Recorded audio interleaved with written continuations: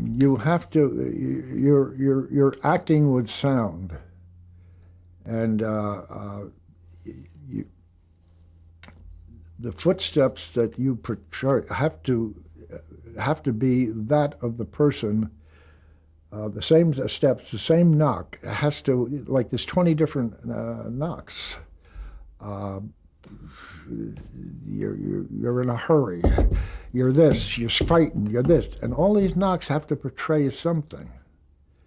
Uh, and doing sound effects or foleying, making differentiation, foleying. Uh, it's not as personal as it was because sometimes they even use the footsteps that are on film, or they used to, and on tape. But you'll see a long shot of somebody walking, you hear,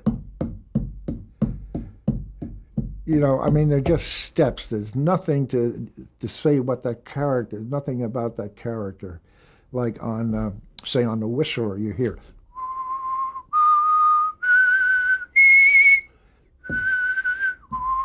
I am the Whistler. I walk by night. And you had to do all those things. And if you didn't do it right in radio, you were out of there, because in addition to the control booth, you had the client's booth. And the clients would very often bring their guests, who might be another sponsor, another large company, or so forth and so on. And they would sit there, and they were proud of this. This was like a baseball team to some of these people. And so if they didn't like the way you looked or anything like that, you were off the show. And so it was very, very scary, very frightening. And so you had to do everything precisely right. It was like walking a tightrope over the canyon, over the Grand Canyon. There was no net to catch you, nothing. You were out, your face, your career was on the line just about every time you stepped on that rope. So you better know what you're doing. So it might take.